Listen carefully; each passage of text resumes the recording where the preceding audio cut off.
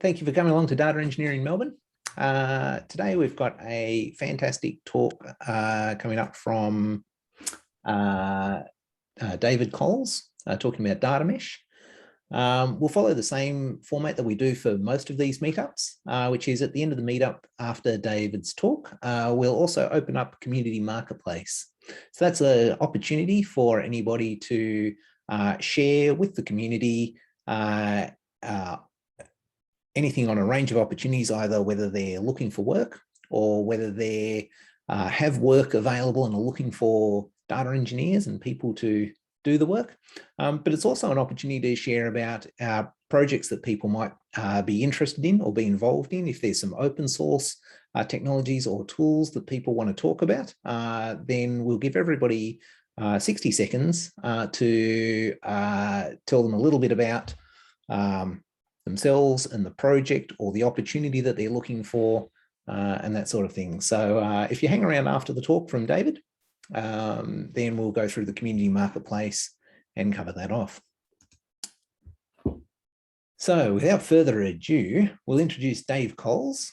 And Dave is the principal data guru person, I think, at ThoughtWorks. David's based in Melbourne. And he knows quite a lot about data mesh, and look forward to hearing what he's got to share with us today. So over to you, David. Yeah, thanks, Tim, and good evening, everyone. Yeah, as Tim said, I guess I've probably got I'll probably aim to go through in about half an hour tonight in the slides.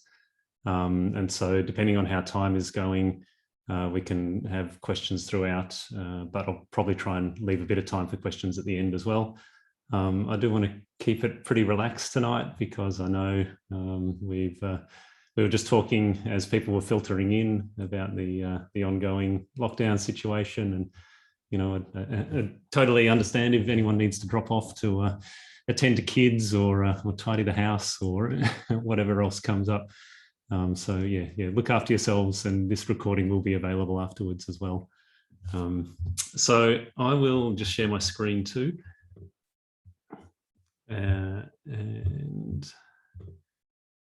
so tonight, tonight I'd like to give an introduction to data mesh, and it will be a little bit of the why, a little bit of the what, and a little bit of the how. But it's going to be at a pretty high level, and there should be some good opportunities for questions at the end. So yeah, this is me. The title was pretty good, Tim. I think I quite like that title as well, so we'll go with that. Yeah, I'm the director of the data and AI practice at ThoughtWorks Australia, and that means I get to work with people like Harmeet and the team and a bunch of interesting clients, which is great fun. And many of those are interested in data mesh, and that many of those, you know, we've introduced elements of data mesh thinking with a lot of success.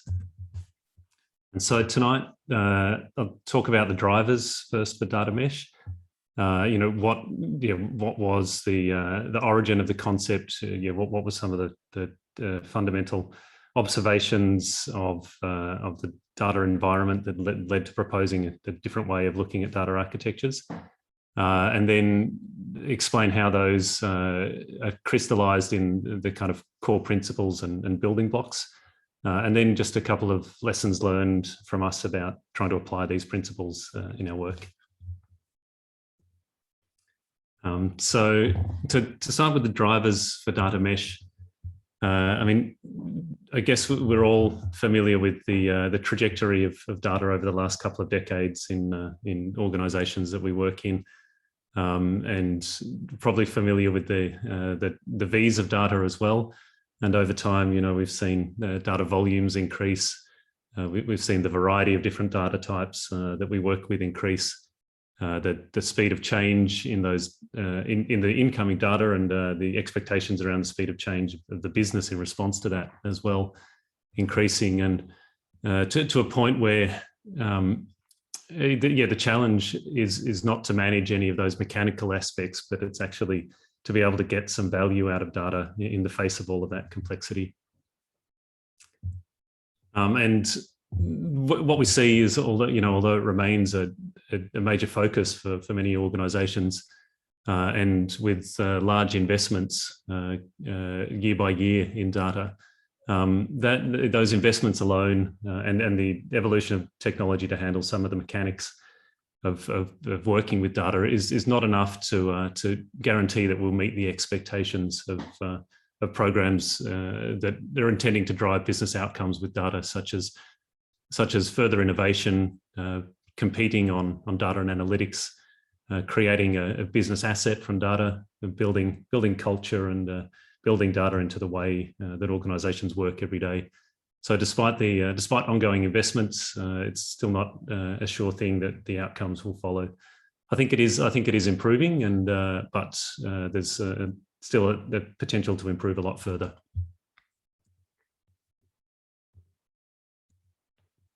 And some of the ways that we see those expectations not being met, some of the failure symptoms we see are around data programs failing to bootstrap. I mean, even failing to deliver the first few initiatives that we would expect to see out of the program. A lot of investment in infrastructure and tooling, but not a lot of delivery of business value through use cases. Failure to scale sources, so to have a repeatable and scalable method for bringing in the variety of data sources across different business units in a repeatable and high quality way. We also see failure to scale consumers, either that data that's sourced doesn't make it through to consumers, or that consumers prefer to source their own data and prefer to work around existing solutions, either because they don't trust the quality of the data that they're working with, or they have other incentives to build local solutions. And as a result, we see failure to materialize that value that organizations are looking for where they make those investments. And the dominant paradigm over the last couple of decades has been one of centralized architecture as well. And so as we've moved from a data warehouse to a big data Hadoop platform, data lakes, to lake houses, to cloud data warehouses, to modern data warehouses, these are all based on a kind of centralized piece of architecture that handles one or more concerns, and mainly the core storage and compute of the data lifecycle from source to consumer. And as a result, all of those various data types around the organization of many different forms, coming from many different groups, are expected to be processed through this centralized architecture. And at the same time, the innovation agenda expected on the other side of consumers of this data is all expected to draw from this centralized architecture as well. And as a result of that, then we see also this decomposition of the work along technology lines. So often programs are broken down into ingest, or even teams are organized around an ingest activity, a process activity, and then a serve activity. And so what we see is this leads to, and contributes to some of those failure modes. It leads to batch and queue inefficiencies, as we might say. So we invest a lot in ingesting data, and then we have a lot of data inventory in a platform, but we haven't necessarily thought about how to serve it to consumers yet, and within the organization, and connect that to customer outcomes as well. This also results in teams that are specialized around a technology layer as well, and teams that hand over the flow of data and the business context around that data from one team to another. And teams that often work with different technology stacks, even have different languages around for instance, the ML definition of a feature and the digital product team definition of a feature. And so what we find is that at each of these handover points, that potentially results in delays, in queues, in quality issues, and the end result of that from the production of data to its consumption is that it takes a lot longer than it should, and it's lower quality than it should, and that contributes to those failure modes. And so, yeah, we might summarize that as disconnected execution. We have an issue that the central paradigm contributes to separating where the data comes from to where it's consumed, and the teams that work on that. And in recent years, we've seen an explosion of tools and services. So this was 2020 data and AI landscape. And I won't even start to read through that, but I think we're probably all familiar with seeing the explosion of tools that handle different parts of the data lifecycle. And there's a kind of modern data architecture pattern emerging with some winners, we might say, coming out of that explosion of tools that looks more or less like this: that data sources feed into an ingestion layer. There's more of an ELT paradigm now, with that ingestion being loaded into a modern data warehouse with a transformation engine that drives production of more derived data products, which are then ready for publication or serving into other applications. And one of the great things about this is that there's more of a software development workflow in the data lifecycle now. So a lot of these tools allow us to commit code and push code to make changes in our data factory. And so that means it's easier to coordinate between teams and easier to have visibility and observability of the whole process. But there still remains the challenge of how do we connect this up end to end as well, and how do we avoid this technology breakdown being a pull towards teams that are broken down on technology lines, and also centralized solutions that continue to cause bottlenecks. So the challenges remain that we've looked at historically. And so these were some of the drivers behind the paradigm of data mesh, the concept of a different type of data architecture. And the way data mesh has been articulated is around 4 key principles. And so these are domain-oriented decentralization. So the concept of a domain is it's a part of the business that's kind of a cohesive unit, but can be largely decoupled from other parts of the business if necessary for analysis. So, and we might, and for analysis and flexibility. So we might have a product domain, for instance, or product as a big concept, but product and a typical focus of master data management. It goes through many different subdomains throughout its life cycle, from a design phase to possibly sourcing, logistics, supply chain, inventory, online store, delivery, and then support, potentially maintenance, end of life. There's lots of different life cycles there. And so being able to, lots of different parts of that overall concept. So being able to break that down into different domains where we might talk about different elements of the product gives us a lot of flexibility and gives teams the ability to own the data that's most relevant to those domains. And then another key concept is data as a product. And so this is bringing a product management mindset to data. So we talked about disconnection between sources and consumers.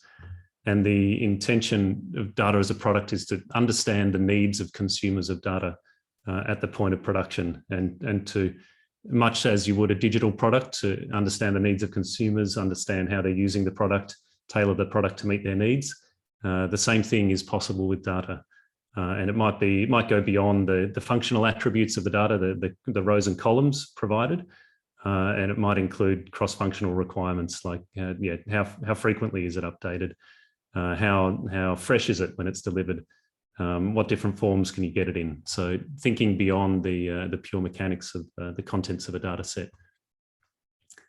So both of these ideas enable autonomous teams that can work end to end to do so, in a data environment. And so this starts to break down the problems that we have of handoff between teams. And we have teams that have ownership end-to-end over initiatives. But to make that efficient at scale, we need to give them the tools to make it easy to do this, so that not every team needs to be able to stand up its own data infrastructure to be able to do this.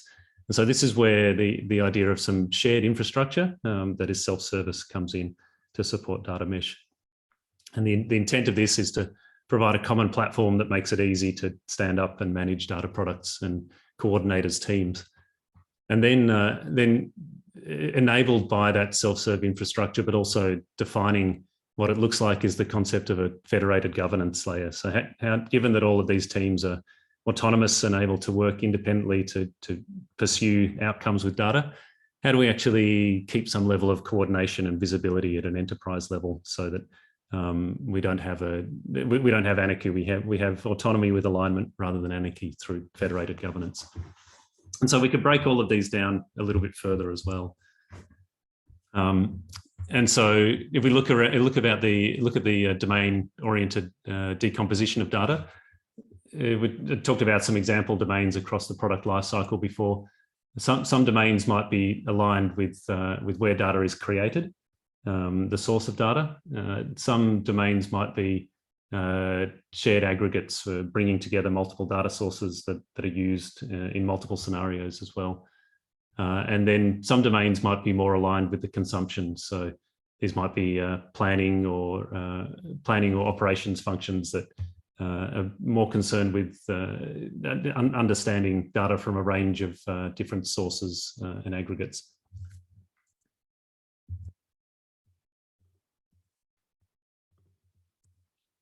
And so if we to look at what we're trying to achieve with the domain ownership principle, it's being able to easily add new sources without impacting other domains. So to give them autonomy, easily add new consumers in our data environment, and importantly, to create an element of truthfulness. So this is where we sort of talked about some of those business operations domains.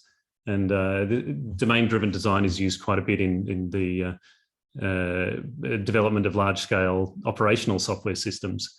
You know, what we find with the centralized data platform is that it causes teams to have to work across a lot of those domains, and that reduces the truthfulness and the reliability of data. But what we're aiming for with domain ownership is to align the analytical domains to the operational business domains as well, so we can have more confidence in the truthfulness of data coming out. And the domain autonomy, so being able to change frequently in one domain and isolating complexity to that domain without impacting others. And then we come to the serving data as a product principle.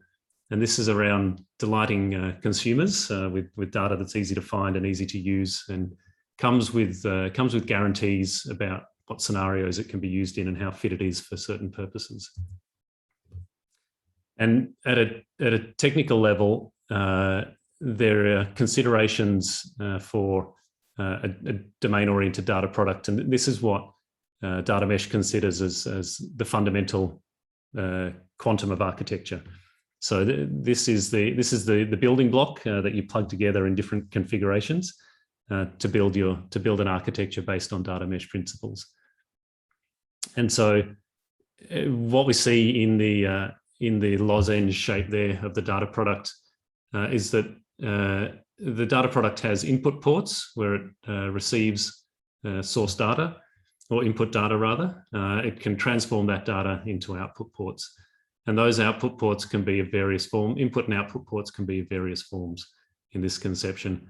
And then it also has control ports that allow it to plug into the governance framework and the self-serve platform framework. But some of the properties that the data product itself should have are those of discoverability, so that we can find it, and through a number of different mechanisms as well. It's addressable. It lives at a unique place where we can always find it, and we can share that place and use it to compose bigger solutions. As I talked about, for consumers, being able to understand if they can use it for their use case, it's self-describing. So this includes metadata and data quality metrics and lineage, which also enables us to trust data products as well. Obviously, security is important and access control, and this can potentially become quite complex as data products are mixed together.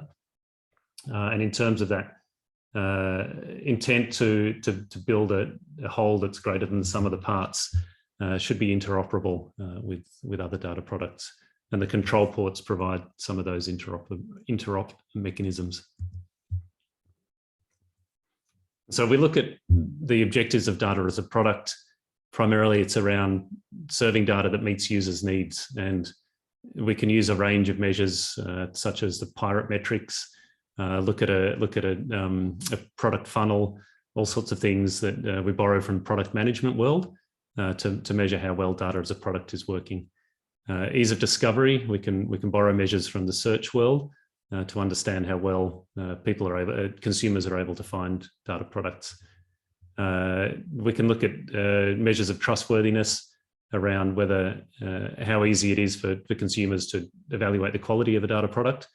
And then as data products are operationalized as well, we can look at service measures so that consumers are being able to, so that consumers can be confident in their consumption of those data products.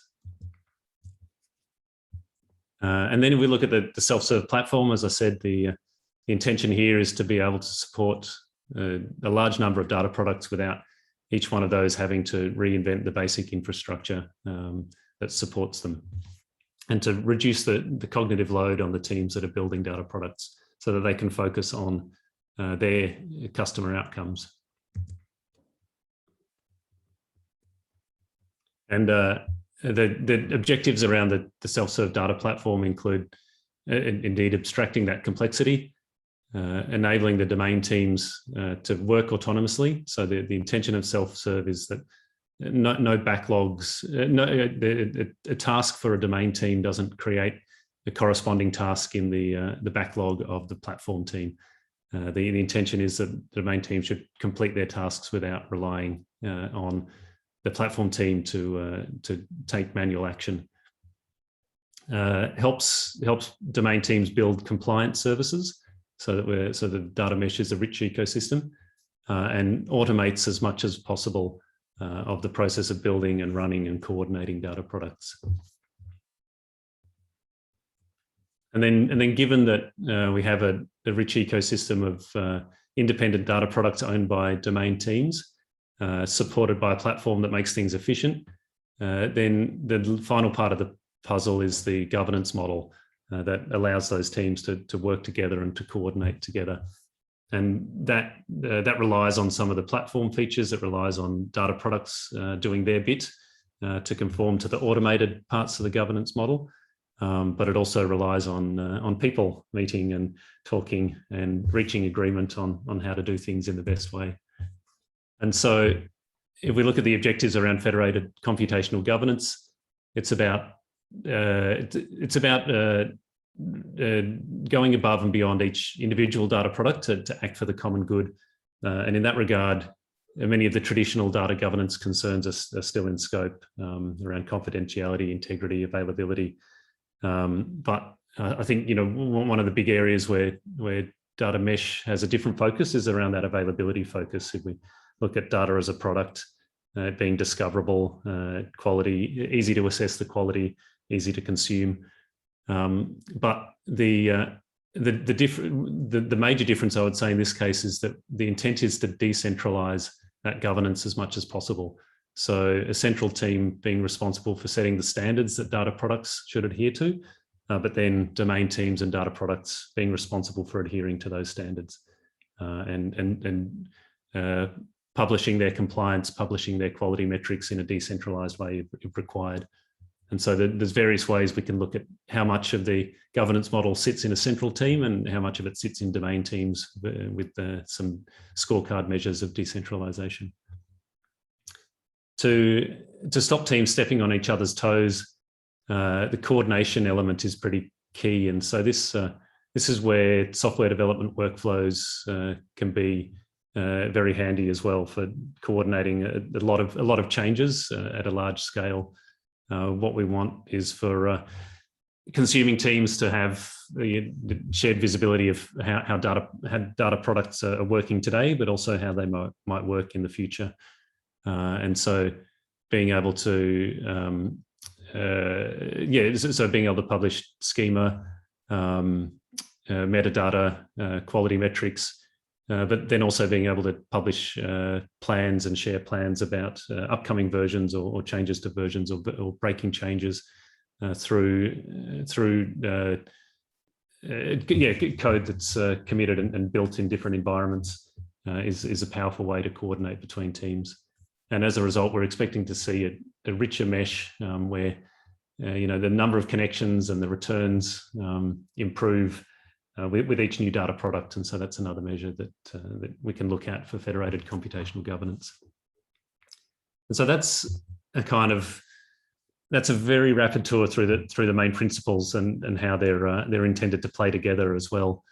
And again, in the intention of going quickly top to bottom, I'd like to talk about a couple of things that maybe just make it a bit more real when it comes to putting it into practice, because some of that can be quite theoretical. What we found, and there's a great article linked here as well, is that a lot of a fair part of that description was about the technology enabling data mesh, but to make a change and adopt some of these principles, it's not just about the technology, it's about organizational patterns and models that enable teams to have ownership of their data and reward them for having ownership of their data and managing their data as a product, and creating those communication forums for governance between teams as well. And so, that domain-driven design principle is pretty important for ownership. The product thinking and incentives around that to get data needed to consumers, and the platform thinking, the platform that enables collaboration at scale, that flags breaking changes early, detects them early, and allows us to recover. And then when it comes to building good data products, it's important to start from the consumer needs, and so understand what consumers and align to organizational use cases where there's an obvious need to use data better to achieve organizational objectives.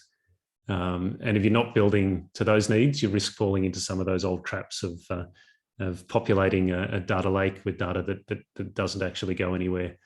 But to be able to meet those objectives, often you need to start from the source and the quality of the source data to be able to meet those needs effectively. And so it's a kind of two-way process of starting from the consumer, assuring that good data quality is available at the source of a mesh of data products. But by starting from the consumer, you precisely target exactly where you need to focus on source quality. And then, we look at what governance might look like in practice, and even with a small step towards data mesh that's not fully decentralized, but what's the first step you could take from a fully centralized model? We might have multiple forums, and we might just sort of tweak the responsibilities and affordances that we give to producers and consumers a little bit, and we might start the tweak by giving producers a good onboarding experience and support to onboard their data, but at the same time, tweaking the governance model so that now those producers, with the tools that we provide them, are responsible for assuring the quality of the data that they produce. And on the consumer side, if we do have shared metrics, this is a question that comes up quite a lot, shared metrics that are very important and are heavily governed, then we can leave those with a central team for the time being, but we should also enable teams that are starting to experiment with data and innovate to be able to do that with the platform, but not necessarily place any guarantees on the products that they can be used. That they can be used further in the mesh. They then become, I guess, terminal nodes of the mesh. And then the platform, the first elements of the platform that can support this are around introducing some software development workflows for managing schema changes, for instance, the granular access level and easy management of that, providing data discoverability and providing observability of the platform. So, if we fail to meet the governance requirements that we've set, that should be observable and easy to act on and rectify. And then if we look at another big question that comes up is, do you expect all of these domain teams to be data engineering teams now as well with the data mesh paradigm? And that is, to an extent, yes, that is required. But we try to meet the teams halfway. We do want them to be data engineering teams, but with a low cognitive load for doing that. And that's where the platform comes in, and it might be that there's a more intensive startup period. So we look at the domain as it exists at the moment. If we're looking at adding data mesh data products into a domain, they might have a stream-aligned digital squad, and that squad might be either providing data or consuming data from a central platform, or it might not be a heavy user of data products currently. To then bootstrap into a data mesh world, the team itself might stand up another stream aligned around data products, but there might be capability from a central data platform team that's also used to augment that data product team under the domain. And so that might be in the form of embedding data engineers from a central platform team in that squad to work with them. It might be in a form of other developer experience focus around providing starter kits, documentation, consulting, but there is a process of sharing capability into the domain teams. And through this, the central team learns about the pains that the domain teams are facing and can continue to evolve the platform to reduce the load. It's also important that they abstract the right things without coordinating and understanding what domain teams need on the ground. Sometimes they can abstract complexity in the wrong way as well, not providing the key affordances that domain teams need to work with data. And so that comes from platform team working closely with domain teams as they're spinning up.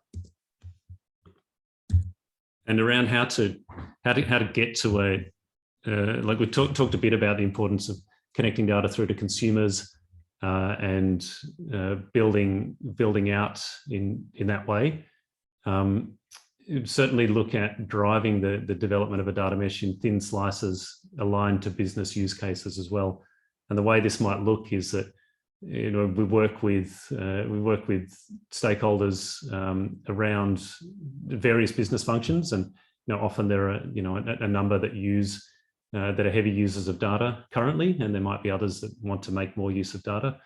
Within ThoughtWorks, we have a group called TechOps that build a lot of our internal systems, and support SaaS systems, but also build custom ThoughtWorks products in-house for our unique business requirements. And where I guess one of the first use cases we started our own data mesh journey internally with was around a hiring forecast, which is important for different regions, what client demand is coming up, and what we see in the market in different regions of the world. And so that was where business teams in ThoughtWorks wanted to make more use of data to improve their planning. And so it was using that use case. It was a matter of aligning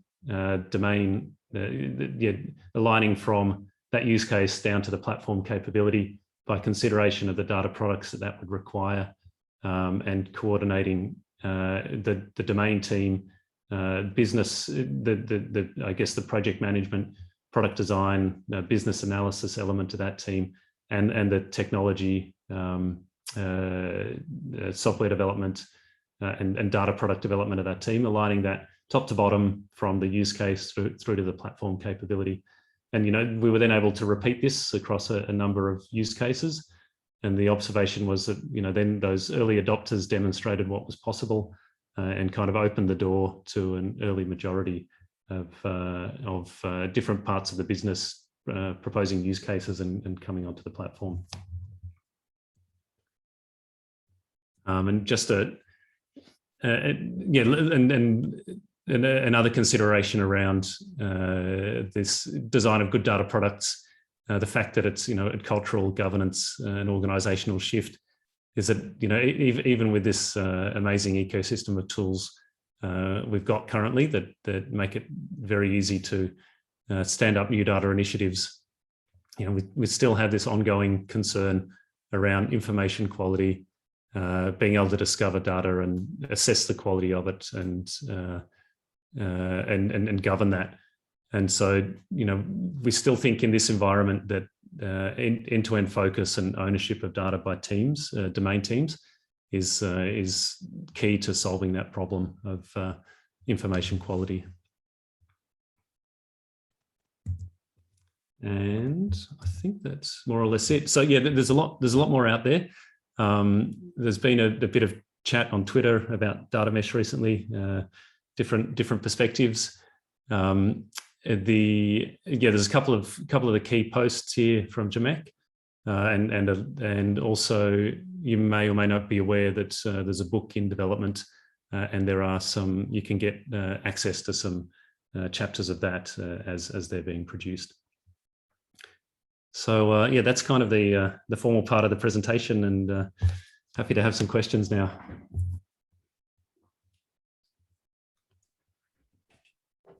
Thanks, David. That was really good.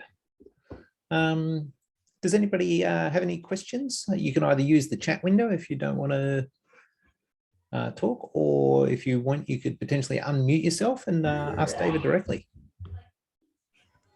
Hi, Dave. It's Andy L. I just have a question around. Can you please go back to the last slides of the data mesh? One more, please. Yeah, and this one. Yep. Oh, sorry. What next one? I think the second last slide. It's just about yeah. The one with the products on it. The products. Right. Sorry, I'm not doing very well at navigating the slide deck. The products. Yeah, effectively, what I'm trying to understand is that, in your opinion, what's the key point to have a good data quality without, utilizing many product, or too much overhead and increasing the cost, down the track. Yeah, like in terms of like the size of the data product, or the granularity of the data product. The overall, from the data source and then ingestions and then the product coming out of it. Yeah. So I guess the way that like the source data products are conceived is that you might have a domain team responsible for some operational systems in the business, and that rather than requiring an ingest into another platform, that they actually then also own, although it might be on shared infrastructure, they own the publication of analytical data that's relevant to that as well. So yeah, historical snapshots, or or changes over time, or or observability or usage patterns that don't necessarily come out of that aren't used by other transactional systems, but they're important for analytics use cases. Okay, I see. Thanks, Dave. Yeah, no worries. Yeah, for general quality purpose also, I've shared recent article that Dave Colls published about the test grid. I mean, it also talks about data quality, so if that's helpful for anyone. Great. I see Ben has his hand up as well. Yeah, thanks for the talk, David. That was great. Thinking about consumer privacy legislation and how that sort of varies across time and across jurisdictions, does having a decentralized data mesh make that a more challenging problem for companies who hold data about their customers? Yeah, it does potentially. I think what we're seeing in general around privacy is, although there are different regimes, a lot of organizations just choosing to adopt the most stringent privacy requirements to simplify that. But there are potentially challenges. And so, we've been, the notion of a data product, I guess, there are potentially different versions of the same semantic data product for different consumers. And so, we've been doing some work around marking or obfuscating potentially PII data for consumers who shouldn't access to that, for instance. But then, you do potentially get into the even more complex scenario of re-identification by combining different data products as well. And I think that, there's a couple of techniques from differential privacy that we've looked at, and so it's getting quite advanced. But I think if you take the paradigm, it should be possible to fit in the concern of managing that data as a product to the domain team if there are privacy concerns, and if there are if they're tracking the consumption of that product, they should be able to rate limit or prevent adversarial attacks and so on within that paradigm. And is that the sort of function that would live with a centralized team looking after the data mesh, do you think? Yeah, I think what you might do would be to obviously augment a domain team to understand how to build that out and what the requirements are, but with an intent to migrate it into the platform in a way that could be used by other domain teams in the future. Cheers, thanks. Hi, David. It's another David here. Thanks for the talk. Just wanted to ask a question about kind of shared master data and how you see that fitting in with the domain model. I'm thinking of a kind of hot potato master data entity like account or customer that might be referenced by multiple domains, and who should take responsibility for that. Yeah, and this is, I guess, where the governance comes in a little bit. We do want to avoid a situation where one of the principles of domain-driven design is to be able to allow different domains to have a slightly different view on similar entities, but then agree on how they identify those entities or agree on what their views refer to. And so I think this is one of the functions of the governance at a level, like a multilateral level between domains that overlap on an account or customer or product, for instance. And so, I think that the intent is that metadata management function is that the domain is authoritative about the data that it's sharing, and that there would be some then there's some sort of definition of understanding and definition in a federated sense of where to go to each subdomain to get data about a particular aspect of an entity that's shared across domains. So the short answer is, I guess, trying to avoid centralizing the metadata management as much as possible, but recognizing that there are and making the source domains authoritative, rather than having some umbrella model that multiple domains need to conform to. Thanks. So I have hi David, thanks for the talk. That was really interesting.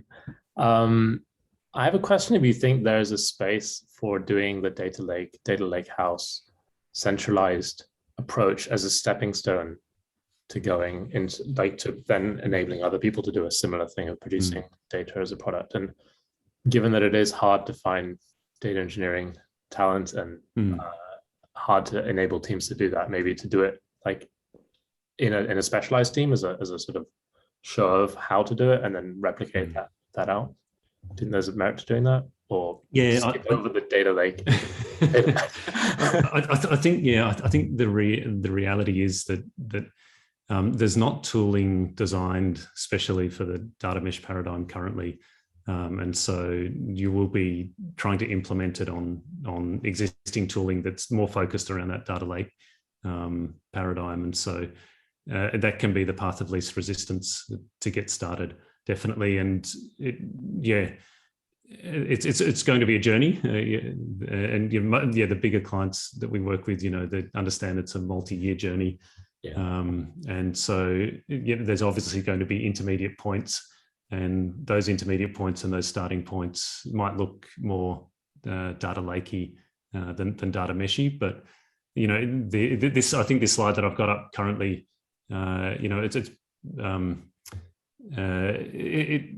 think this is sort of the very smallest start that you can make in a data lake or type environment towards a data mesh. So giving producers autonomy, it's possible to build tooling to do that, and then create an environment where consumers can innovate with data products, but you still provide some of those guarantees with a mature and might be considered central team. But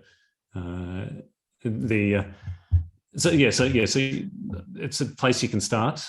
Longer term, though, the centralization of tooling can create a kind of gravitational pull towards centralization of more bits of the ecosystem, Conway's law kind of thing. Absolutely. Yeah. But I think you've got to think about practical first steps, and those measures is how I sort of think, is it helping us move the needle a bit on those measures around the objectives, then we might be getting closer to the end state. Do you see any specific formats? I guess if I was to mirror this to sort of, way back in the day, people made, like Amazon had different websites and different teams responsible for those, and those were, then there was a sort of mandatory thing, we must all have APIs, or microservices can reuse each other. I sort of see the data mesh thing as a similar thing, like rather than hide your data in databases that are siloed, let's all publish them, and that can be like a top-down mandate. And then, RESTful JSON APIs have become the industry standard for doing that. Do you see an industry standard emerging for how to publish data? Like if there was a sort of canonical data product format, is it partitions in an S3 bucket? Is it? I think data mesh tries to cover this with the polyglot inputs and outputs, recognizing that different data formats will be suitable for different use cases. Such a politics answer. That's the non-answer. What we have seen, I think, the event-driven paradigm is actually one that plays really well with data mesh as well. So that if you're actually communicating between operational systems with immutable events, they make a great source for analytic data as well. And so that's a pattern that's emerging, I think. I guess we've done a lot of work with Kafka in that regard, and it has these good software development workflows for publishing changes, schema registry, and so on.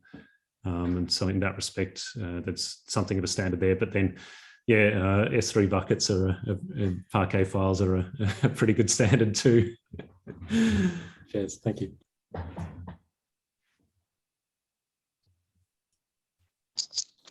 Hey Dave, hi, Priyanka here. Hi Priyanka, how are you going? I'm good. So we are in process of defining this data mesh. And one of the problem I'm facing is defining ownership between between domains, especially for analytics, because we have a lot of derived field.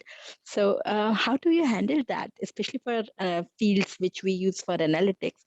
Do you have a common area which has a shared responsibility, or do you still think that it should be with the original data producers? I mean, how to handle that, especially for analytics? I mean, a lot of the time it happens that something is really important for analytics, but it's not in priority for the data producers. So that's a problem area which I always face. So how do you suggest to minimize this gap? Yeah, I wonder if I could even defer if Ned is paying attention. I think Ned Letcher might be talking about this, one of these problems, one aspect of this problem at PyCon or Data Bytes. Ned, do you have any thoughts? Could you repeat the question again? I was just saying, I mean, how to minimize the gap, especially for derived field. So a lot of the times we use in analytics, we use a lot of derived fields, right? So data producers, I mean, do they have the ownership for those fields and data, or is the analytics team who has this? I mean, is how to handle this situation, because data mesh is pretty new. So I'm not sure, should we create common location or domain which has a shared ownership, or how you handle that situation? Yeah, I think it's a good question. I think the important thing to do is to really focus on the consumers. And so the problem you raise is a very real one, where the analytics team, their needs are different to other reasons why the data may be being processed and ingested. And so there's the problem is that the use cases or the incentives aren't aligned. And so this is why I think it's important, one of the fundamental principles of data mesh is to orient around producers and consumers. And so you're thinking about data products as producing value, and the value is defined by the consumers. So in this case, the value is held by the analytics teams for specific known use cases. And so then, it's super important that the tables that you need to properly prepare, curate, and then make available in the way that the analytics teams needs, they should be made. Like that's kind of the mandate of the data product.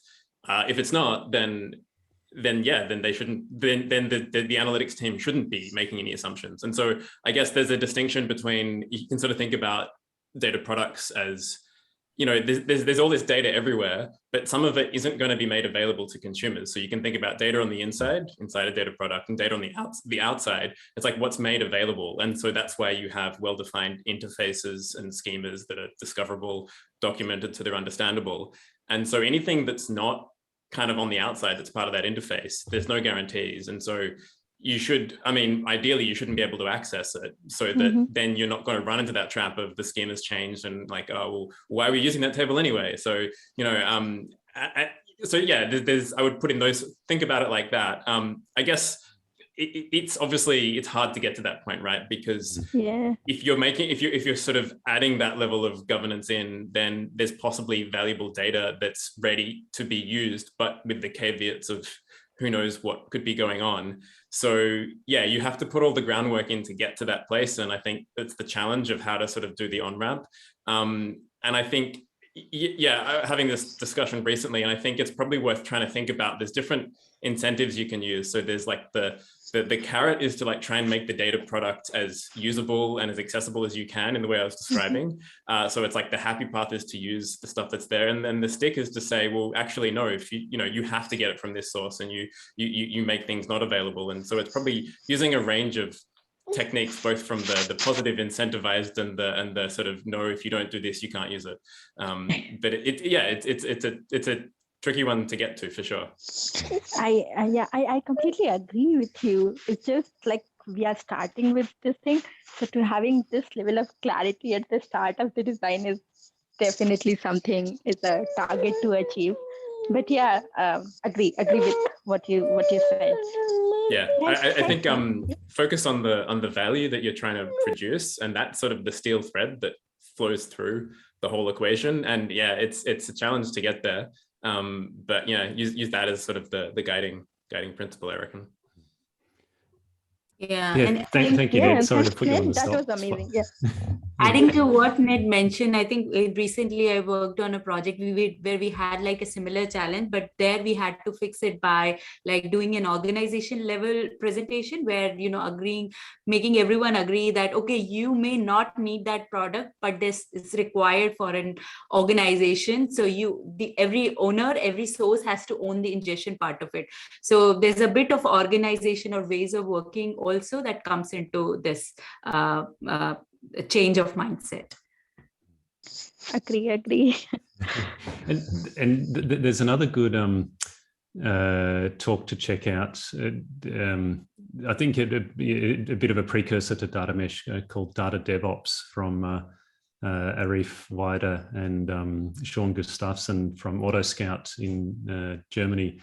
And they talk about the responsibilities of producers and consumers of data in a distributed world. And I think in some ways you're talking about the point where a team is responsible for both consuming and producing data. And so the responsibilities of the producer. So they adopt both of these responsibilities. The responsibility of the producer is to publish the data as in a defined way with defined quality, And then the responsibility of the consumer is to use it in a way that makes sense in their scenario. And so it might not be that everyone needs the same definition of web traffic security, and marketing might have very different views of clickstream, for instance. But then you have these, sometimes you have these teams in the middle that are consuming and producing.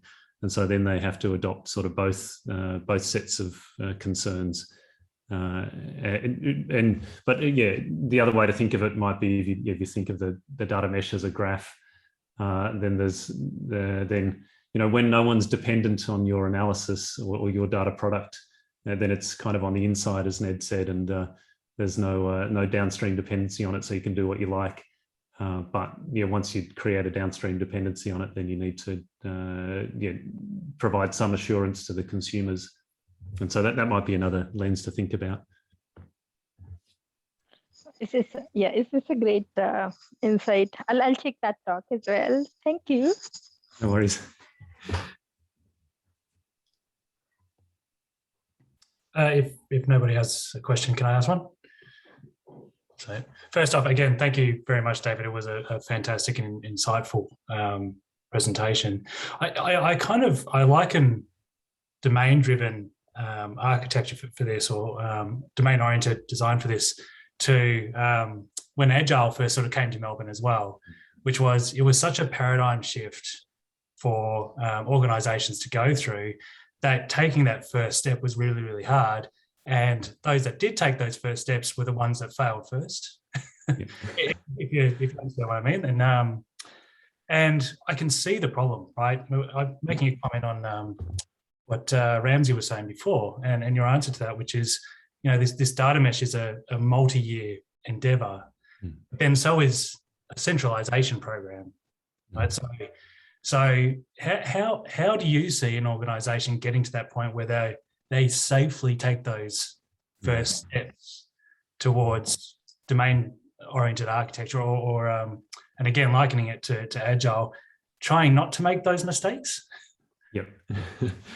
Yeah, I think the key thing is to be able to demonstrate some value early and often in the process. So, even if the model isn't perfected, even if you make compromises, that you're actually building a data product that's useful and making a difference to the organization and its customers, ideally, through that process. And then that gets the buy-in and to take the next step. And the contrast with a centralization program is that it's often broken down along those processing lines, and so you end up with a data platform that's measured in terms of the number of data sets that are ingested, but no one's actually consuming from that data platform.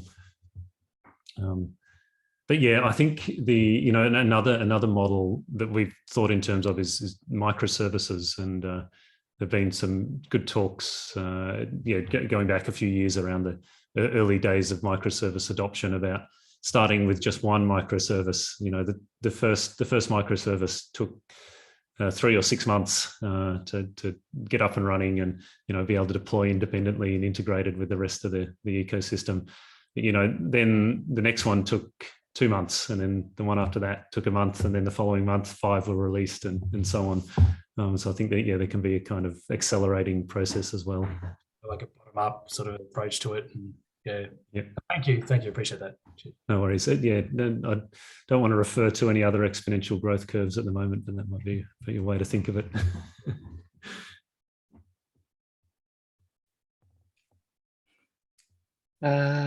I think everyone answered all the questions I had. I wrote them all out here, and everyone's already asked them all. But there's one sort of question I had around cost. Providing all this infrastructure to process and publish and govern data assets or whatever inside an organization always costs something. And I wonder if you had any thoughts about where that cost lies. Does that generally sort of go back to the producers and become a cost on the producer to be able to provide that data and stuff for consumers? Is it something that's sort of absorbed by the governing parts of business or organization?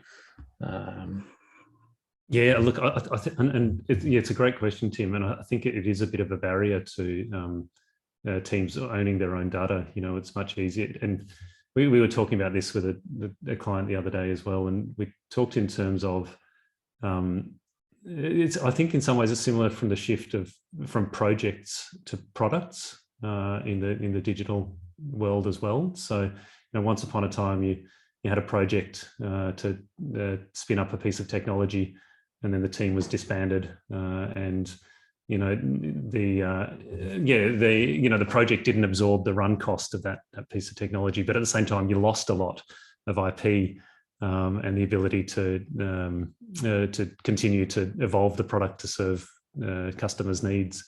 And so, you know, we've seen a big shift from that product accounting mindset to more of persistent, long-lived product teams over time.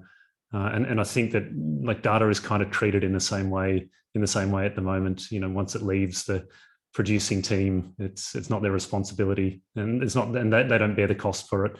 But at the same time, you know, we lose a lot of the IP, we lose a lot of the innovation potential by doing that. So I think, you know, yeah, we need to recognize that, you know, it is something that will cost source teams to produce and domain teams to own their own data, but at the same time, the benefit of it in terms of maintaining that IP and smoother operations and better innovation will outweigh that. And so there needs to be some adjustment to funding models probably to reflect that as well. For sure. Yep. And it probably depends a lot on the organization and how the organization structure funding in them. But I know that there are some technology departments that will, you know, hesitate about absorbing all of the costs of their businesses, having free will to publish and consume data amongst themselves. And stuff can be a scary concept. Yes. And again, I mean, that's where I guess kind of like managing it as a product as well. You know, if you've got unfettered consumption of the product, well, I'm presuming that's for good purposes, but you know, it would also kind of be incumbent on the team to understand what their consumers are using it for. And, you know, if that's valuable to the organization, they should be able to make a case for the budget to continue to do that. Yep, exactly. There was sort of another question, which I think you already touched on or whatever, but it was about understanding how mesh fits in a sort of a bimodal sort of organization where you have a mix of streaming data versus relational data versus graph time series, data that all gets published in really different ways and consumed in really different ways. And I think that can be really hard to sort of understand how does a mesh and governance on quality and governance on all of that stuff when you've got a real mix of different data that are used by marketing or customer support or operations and things within an organization.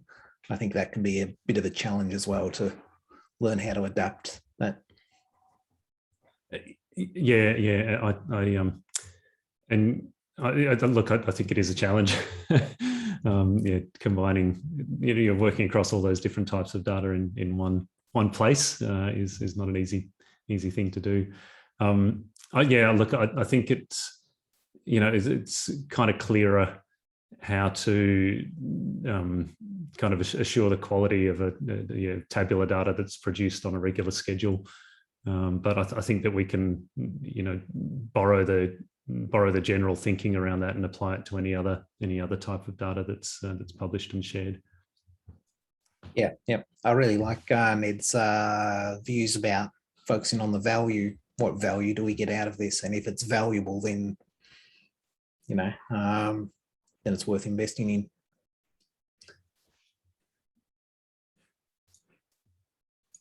Okay, well, we might go back to the original slide deck here, and we'll jump on the next slide and talk about the marketplace.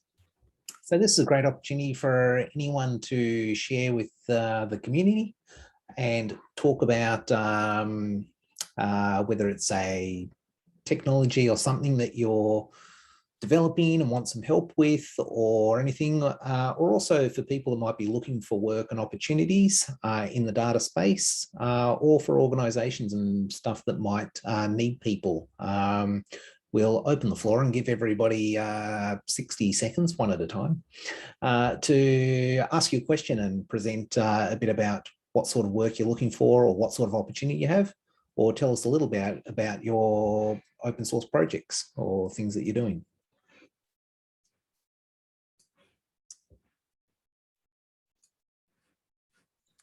If I may as well take the mic, if nobody's got it.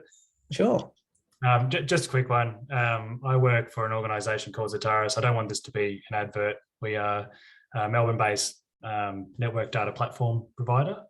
We're actually growing and need software developers, very specifically big data engineers, but also sort of more cross-functional DevOps engineers, understanding of Scala, Java, really looking for some good people, either yourselves or if you know someone, please send them our way. We have adverts up as well at the moment, just to build out the platform more than anything, but also from a delivery perspective. Sure, thanks for that. And if you want, you could actually use the Meetup page as well. If you want to share some contact details, if there's a website or something, then please put that on the Meetup page so that people know how to reach out to you or look up Zatara and find out more information. Will do. Thank you.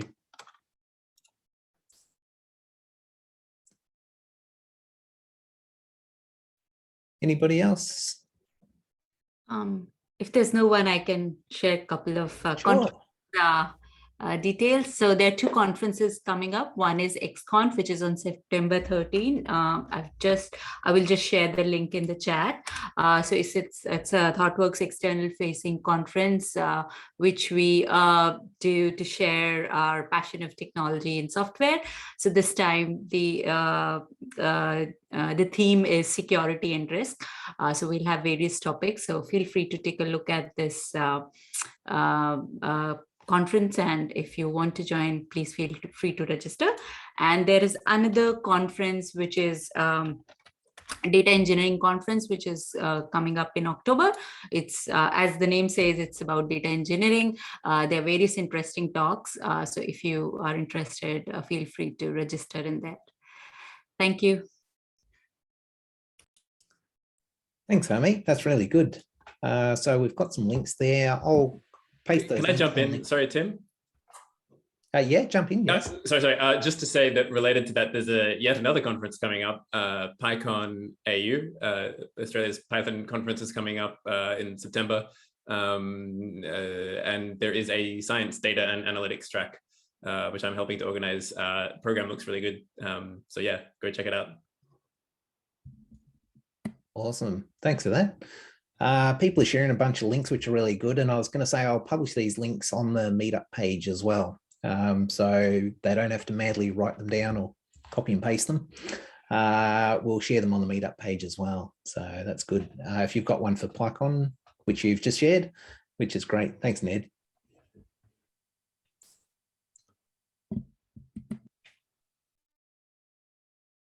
Is there any other questions? Anything anyone would like to share?